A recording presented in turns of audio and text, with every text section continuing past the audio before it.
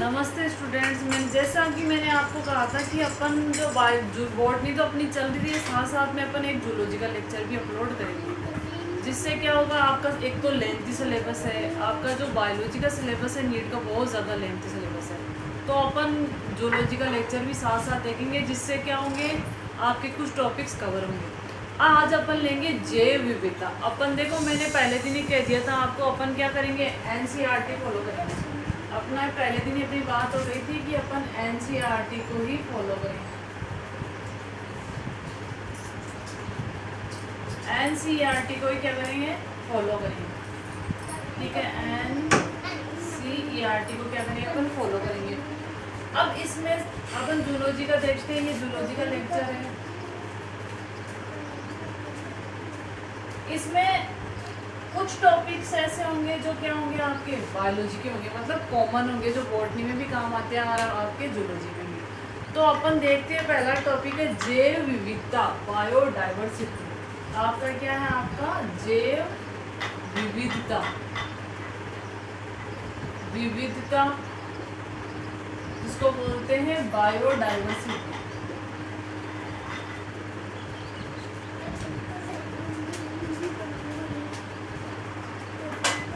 देखो, पृथ्वी पर विभिन्न प्रकार के जीव पाए जाते हैं।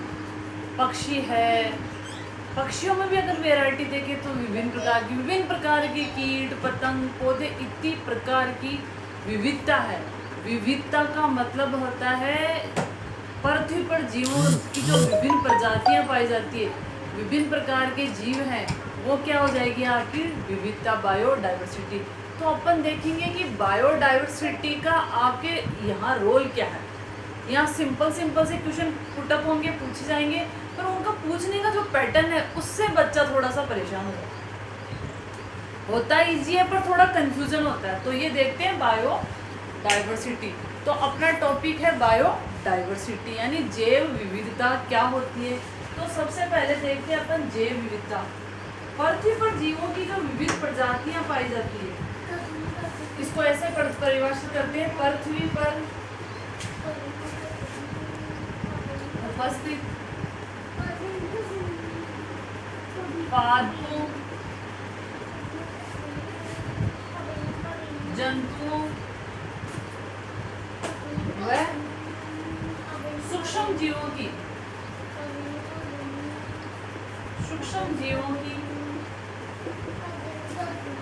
प्रजातीय विविधता।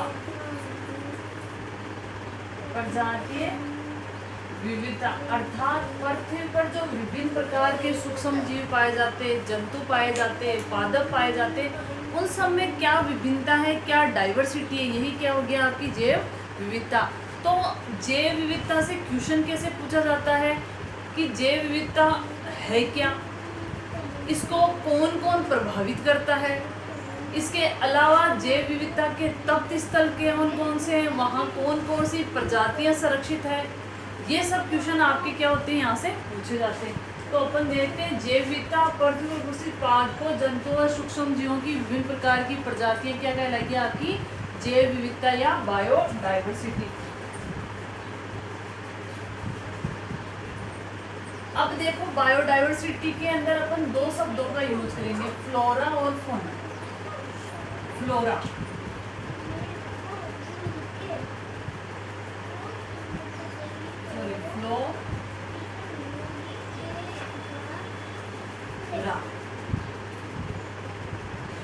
फ्लोरा, दूसरा है आपका फौना।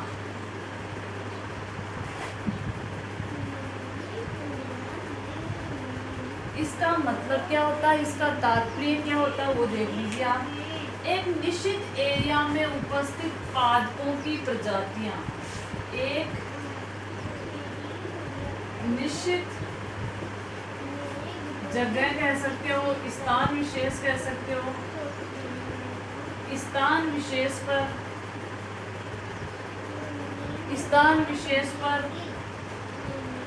उपस्थित पादपों की जातियां, एक निश्चित स्थान विशेष पर जो पादपों की जातियां उपस्थित होती है, वो उस क्षेत्र का क्या कहलाता है, आपका फ्लोरा कहलाता है। और फौना का मतलब जंतुओं की जाति। जंतुओं की जातियां। तो अपन इसको बायोडाइवर्सिटी देखो ये आपका एनसीईआरटी का पहला चैप्टर है, 11th एनसीईआरटी का पहला चैप्टर है, वही अपन कंटिन्यू कर रहे हैं। तो अगर आप जैव विविधता को परिभाषित करें तो जैव विविधता का तात्पर्य होगा एक निश्चित स्थान पर उपस्थित फ्लोरा और फ्लोना का अध्ययन क्या कहलाता है आपका बायोडाइवर्सिटी या जैव विविधता। तो जैव विविधता क्या होगी, पादपों, जंतुओं और विभिन्न प्रकार के सूक्ष्म जीवों का अध्ययन ही क्या कहलाता है आपका बायोडाइवर्सिटी या जैव विविधता। अब अलग अलग जगह पर अलग अलग प्रकार की जैव विविधता होगी, वो किससे प्रभावित होगी, वहाँ का वातावरण कैसा है, वहाँ की आपकी सोइल की टेक्सचर कैसा है, सोइल की संरचना कैसा है, इसके अलावा सोइल में फर्टिलिटी उपजाऊपन कैसा है, किस प्रकार वहाँ बारिश होती है, बारिश का वितरण कैसा है, ये सब किससे प्रभावित होंगे, आपके जैव विविधता को क्या करेंगे, आपके प्रभावित करेंगे। अगला टॉपिक चल रहा है अपना इसी के अंदर। तो अपन ने देखा बायोडाइवर्सिटी या जैव विविधता मतलब एक स्थान विशेष पर उपस्थित फ्लोरा और फौना का अध्ययन क्या कहलाता है आपका बायोडाइवर्सिटी या जैव विविधता।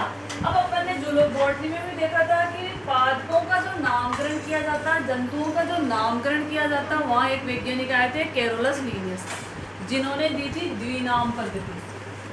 कैरोलस लीनियस, इन्होंने दी थी आपकी द्विनाम पद्धति।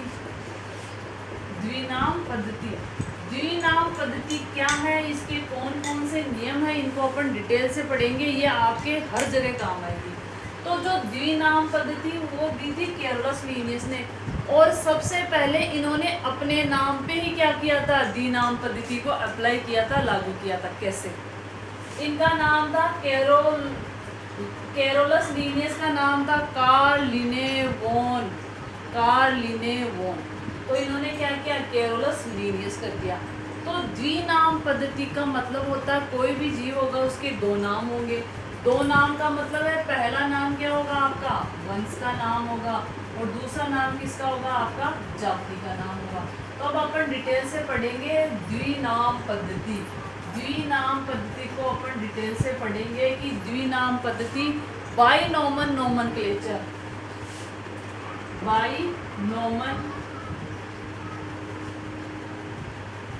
बाइनोमियल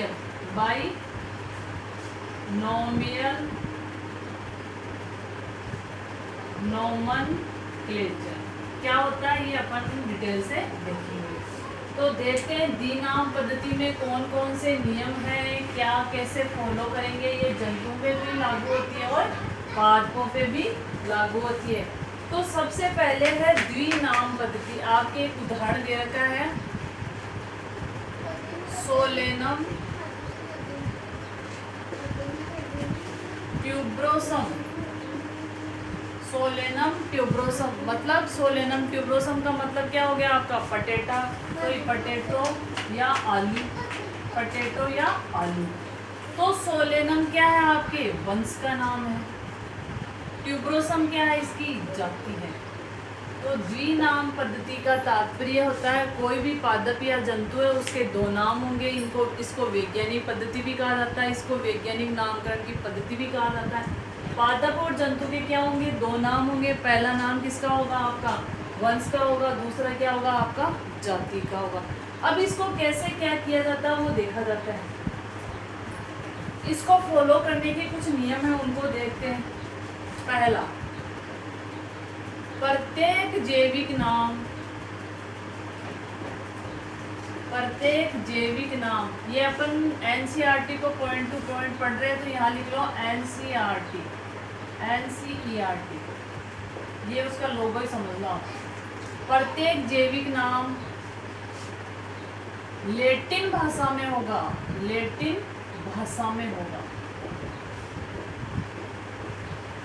पहला नियम क्या कह रहा है, प्रत्येक नाम किसमें होगा आपका लैटिन भाषा में होगा। अगर ये लैटिन में नहीं है किसी दूसरी भाषा में तो अपन इसको लैटिनीकृत कर देंगे। ऐसा क्यों किया जाता, दुनिया भर में बहुत सारी लैंग्वेज है, संस्कृत है, इंग्लिश है, उर्दू है, सब पर लैटिन को ही क्यों लिया, क्योंकि लैटिन भाषा एक मैच्योर भाषा है।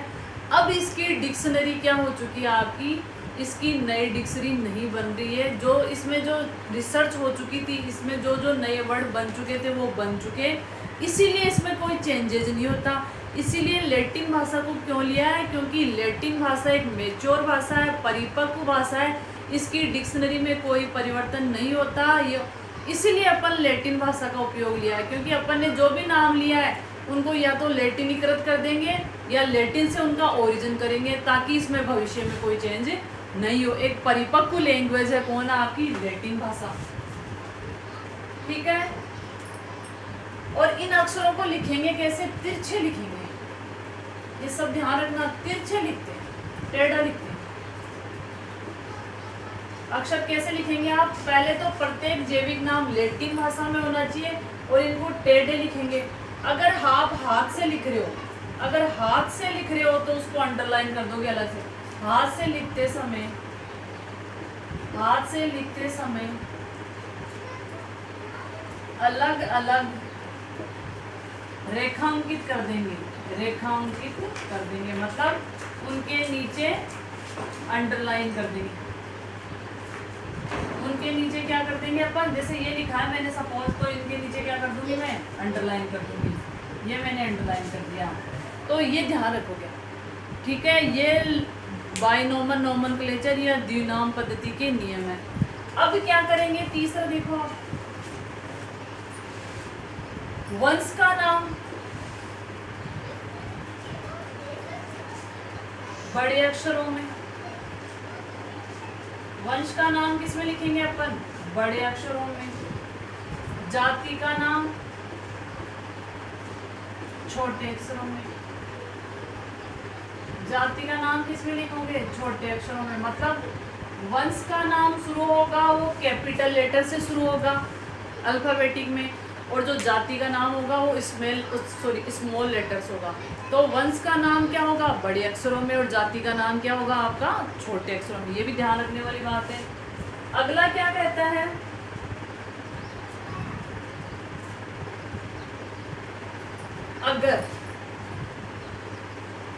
अगर किसी साइंटिस्ट ने, किसी वैज्ञानिक ने, कोई वैज्ञानिक है, उसने सर्वप्रथम, जैसे एक जाति है, ठीक है, सोलेनम ट्यूबरोसम, आपका पटेटो है या आपका आलू है।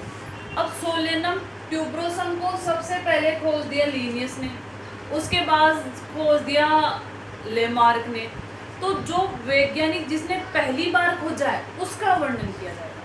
जिस वैज्ञानिक ने पहली बार खोजा है उसका वर्णन किया जाएगा, उसको लास्ट में लिखा जाएगा। जैसे यहाँ सोलेनम ट्यूबरोसम सबसे पहले किसने खोजा? लीनियस ने, तो इसको शॉर्ट में लिखेंगे। वैज्ञानिक नाम को जाति के नाम के बाद में लिखते हैं और शॉर्टकट या संक्षिप्त में लिखा जाता है। तो ये थे आपके द्विनाम पद्धति को लिखने का तरीका। इसका एग्जाम्पल देख लिया सोलेनम ट्यूबरोसम, और आपके इसमें एनसीईआरटी में दे रखा है, वो ज़्यादा इम्पोर्टेंट है। ये आपको आ तो गया तरीका, इसमें दे रखा है मैंजीफेरा इंडिका, मैंजीफेरा इंडिका, ये क्या है आपका? आम है। तो जो एनसीईआरटी के एग्जाम्पल है वो तो आपको ध्यान रखने ही रखने, क्योंकि डायरेक्ट क्वेश्चन आएगा, वो लिखने का तरीका बता देगा। ये क्या है, ये क्या है, ये 4 ऑप्शन दे देगा, निम्न में से कौन सा सही है।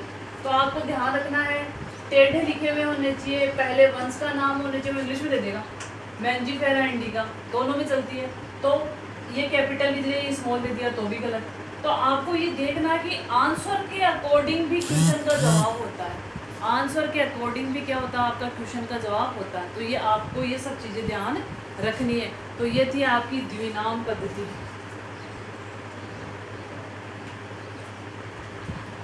द्विनाम पद्धति के बाद चलते हैं, एक शब्द यूज आएगा टैक्सा, जिसको वर्गक बोलते हैं। हिंदी में क्या बोलेंगे अपन? वर्गक। हिंदी में क्या बोलेंगे अपन? वर्गक, टैक्सा। ये बच्चों को बहुत कंफ्यूज करता है, टैक्सा क्या होता है, टैक्सा टैक्सा टैक्सा। अब समझो, एक क्रम होगा, आपने ना सुना होगा जाति, या फिर इधर से देखो जगत, संघ, उपसंग, क्लास, वर्ग, फाइलम, जाति, ये सब देखेंगे। तो इनको लिखने का तरीका होता है जिसको बोलते हैं हेरारकी क्रम। तो ये भी पूछा जाता है। 7 होते हैं हेरारकी क्रम। हेरारकी क्रम देखेंगे अपन। और टैक्सा क्या होता है, ये दोनों आपस में जुड़े हुए। टैक्सा और हेरारकी क्रम क्या होते हैं, आपस में आपके जुड़े हुए। अब होता क्या है वो अपन डिटेल से देखते हैं।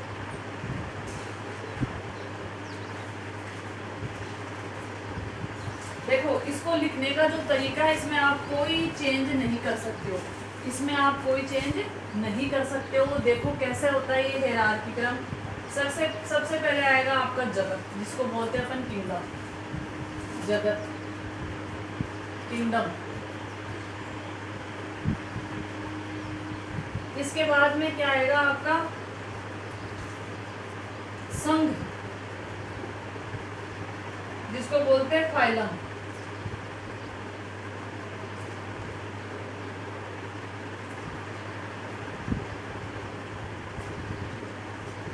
संघ के बाद में क्या आएगा आपका वर्ग,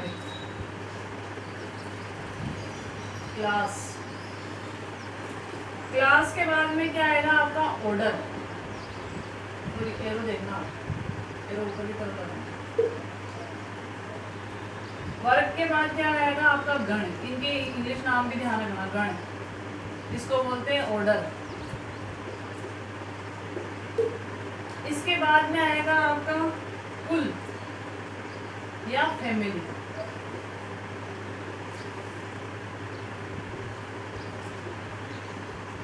इसके बाद में आएगा आपका वंश।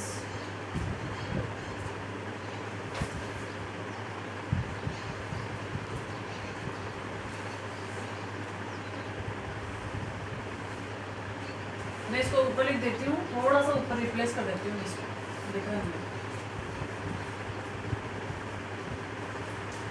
सबसे पहले आ गया आपका जगत। जैसे जंतु जगत है, पादप जगत है, जो भी है जगत। जगत के बाद में क्या आ जाएगा संघ। संघ, संघ के बाद में क्या आ जाएगा आपका वर्ग। वर्ग के बाद में आ जाएगा आपका गण। गण के बाद में आ जाएगा आपका कुल। कुल के बाद में आ जाएगा आपका वंश। और वंश के बाद में क्या आ जाएगी आपकी जाति। जगत को बोलते हैं किंगडम। संघ को बोलते हैं फाइलम। वर्ग को बोलते हैं क्लास। गण को बोलते हैं ऑर्डर। कुल को बोलते हैं फैमिली। और वंश को बोलते हैं जीनस। और जाति को बोलते हैं स्पीसीज। इस क्रम को बोलते हैं हेरारकी क्रम। ये आपको ध्यान रखना, ये क्रम आपको ध्यान रखना है। इसको बोलते हैं अपन हेरारकी क्रम। अब ये कैसे इम्पोर्टेंट है, क्या है, ये देखते हैं। देखो, वर्गीकरण की जो आधारभूत इकाई है वो क्या है आपकी जाति। वर्गीकरण की जो आधारभूत इकाई है वो क्या है आपकी जाति। ये क्वेश्चन में पूछा जाता है। वर्गीकरण की आधारभूत इकाई, फंडामेंटल यूनिट ऑफ ए आधारभूत इकाई। Fundamental unit of A classification. वर्गीकरण की आधार, जैसे जीव की मूलभूत या आधारभूत इकाई कोशिका होती है, वैसे वर्गीकरण क्या होती है आपकी जाति होती है। अब यहाँ देखो, जगत, पादप जगत या जंतु जगत। फिर संघ कौन सा है, आर्थ्रोपोडा, इकाइनोडर्मेटा, या अगर पादपों में देखा जाए तो जिम्नोस्पर्म, एंजियोस्पर्म, जो भी है।